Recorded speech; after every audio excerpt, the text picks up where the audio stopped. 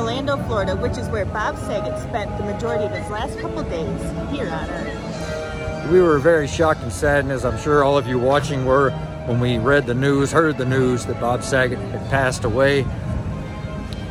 He was a staple in the McAndrew household. We weren't allowed to watch a whole lot of different programs at home, but we were allowed to watch America's Funniest Home Videos, and every Sunday night, that's what we did. We all gathered around the TV as a family. We watched Bob Saget. I think he said he had 5 different voices he would use for the characters, as he would do the voiceovers to make the videos way more funny than they would have been without Bob Saget using the imitation voices of the people, pretending to be the people getting hurt on a water slide or whatever it might be. And I know you enjoyed him quite a bit on Full House. I did. I really enjoyed him as he played the character of the father. Yeah, he kind of became known as America's dad because of Full House. And he came back later and did Fuller House much later.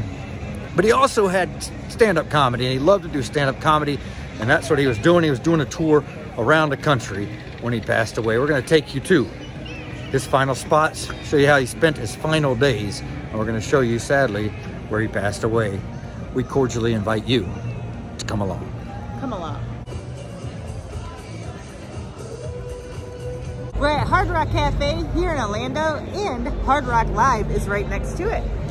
It was inside those doors on the stage in there where Bob Saget put on his first performance, his first show of 2022. That was just a couple days before his death. Bob would have performed in the theater, which you can see a bit through these doors here. He tweeted out a picture of himself on the stage with the caption saying, "In part." This pic was obviously pre-show, but I love that amazing audience tonight at the Hard Rock Live Orlando. A perfect first show of 2022. That was the fastest hour and 45 minutes ever. The next night, he headed up to Jacksonville and performed at Ponte Vedra Concert Hall, just 15 minutes from Jacksonville Beach. After that show, he made his way back here to Orlando, and at 3:42 a.m. tweeted out this pic with the caption saying, "In part, loved tonight's show, PV Concert Hall in Jacksonville, appreciative audience. I had no idea I did a 2-hour set tonight. I'm happily addicted again to this." We've now made our way on over to the Grande Lakes area of Orlando, Florida. There are 2 luxury hotel resorts in the Grande Lakes area. You can see the JW Marriott right there. Behind that will be the Ritz-Carlton. They're both Marriott properties. Now, when Bob Saget was doing his shows here, he did the show in Orlando at the Hard Rock we just showed you, and then he also went up to Jacksonville the next night to show up there. For both of those shows, he was staying here at the Ritz-Carlton. He obviously must have driven up to Jacksonville from Orlando or flown up there. At any rate, he got back here late that night to the Ritz-Carlton, checked in sometime around 2:15 in the morning.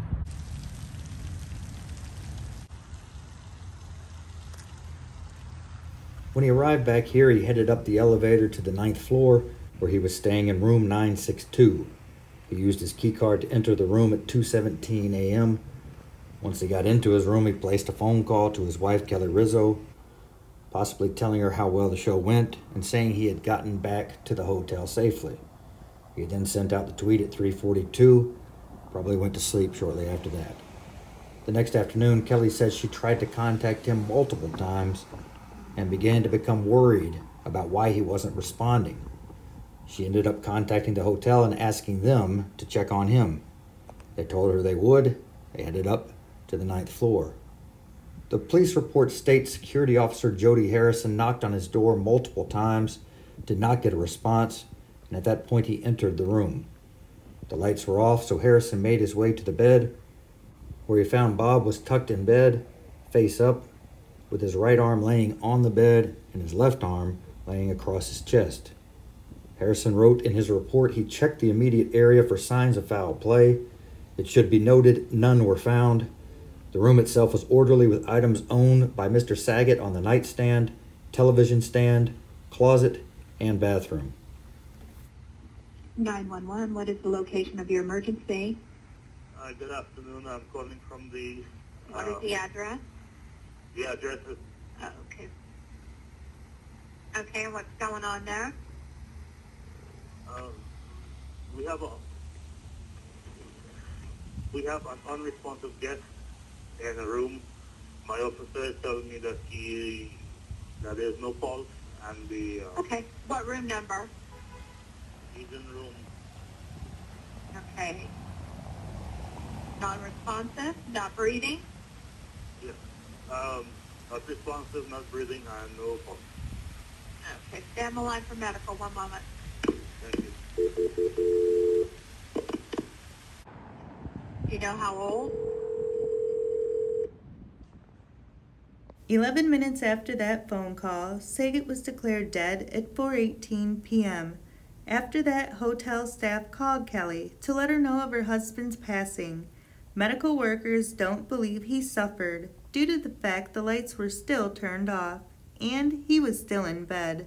The cause of death may have been a heart attack. 3 of his uncles died of heart attacks before they were 41, including his Uncle Manny, who had a double heart attack. And his father had what Bob described as a massive heart attack when Bob was a kid, then had another one just 6 months later. Bob's official cause of death won't be known for several more weeks. After the autopsy, Bob's body was apparently flown back to Los Angeles on a private plane paid for by singer John Mayer. Mayer, along with comedian Jeff Ross, also went back to the Los Angeles airport and picked up Bob's car that he had left there when he flew to Florida. Mayer has also started a fundraiser in Bob's memory for the Scleroderma Research Foundation. Bob's sister, Gay, died of scleroderma in 1994 when she was just 47 years old. It's a rare disease that causes hardening and tightening of the skin. Bob had been an advocate for trying to find a cure for it. He was even on the board of the Scleroderma Research Foundation, first joining it in 2003. He even directed a made-for-TV movie in 1996 called For Hope, which was based on Gay's battle with the disease. Bob said his sister was misdiagnosed many times by doctors before they figured out what disease she had. He said in 2011, "Unfortunately, rheumatologists in a lot of places don't have that many scleroderma patients come through their labs, and no one knew what to do with her." He said at that time, "I wish I'd known then what I know now." We'll post more information about the fundraiser in the comments section below.